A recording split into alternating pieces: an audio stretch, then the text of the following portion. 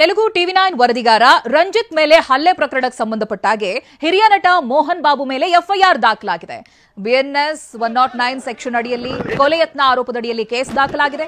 ಹೈದರಾಬಾದ್ನ ಪಹಡಿ ಶರೀಫ್ ಠಾಣೆಯಲ್ಲಿ ಪ್ರಕರಣ ದಾಖಲಾಗಿದೆ. ಮೋಹನ್ ಬಾಬು ಹಿರಿಯ ಪುತ್ರ ಮಂಚು ಮನೋಜ್ ನಡುವೆ ಗಲಾಟೆಯಾಗಿತ್ತು. ಈ ಗಲಾಟೆ ವಿಚಾರ ತಿಳಿದು ವರದಿಯನ್ನ ಮಾಡುವುದಕ್ಕೆ ತೆರಳಿದ್ರು ಮಾಧ್ಯಮಗಳು. ಈ ವೇಳೆ ಟಿವಿ9 ವರದಿಗಾರನ ಮೇಲೆ ಹಲ್ಲೆಯನ್ನ ನಡೆಸಿದ್ರು ಮೋಹನ್ ಬಾಬು. ಲೋಗೋ ಕಿತ್ಕೊಂಡು ವರದಿಗಾರ ರಂಜಿತ್ ಮೇಲೆನೆ ಹಲ್ಲೆಯನ್ನ ನಡೆಸಿದಂತ ನಟ.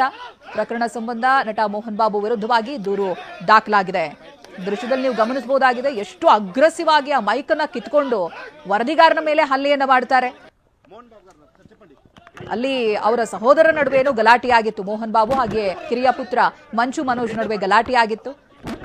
ಇದನ್ನ ಕೇಳೋದಕ್ಕೆ ಹೋದಾಗ ಏನ್ ನಡೀತು ಅನ್ನೋದಾಗಿ ಕೇಳಿದ್ದಷ್ಟೇ, ಅಷ್ಟಕ್ಕೆ ಕೋಪ ನೆತ್ತಿಗೇರಿದವರ ರೀತಿಯಾಗಿ ವರ್ತನೆ ಮಾಡಿರುವಂತಹ ನಟ ಅಲ್ಲೇ ಇದ್ದಂತ ಲೋಗೋವನ್ನ ಕಿತ್ಕೊಂಡು ಅದರಿಂದಾನೇ ವರದಿಗಾರನ ಮೇಲೆ ಹಲ್ಲೆಯನ್ನ ಮಾಡ್ತಾರೆ.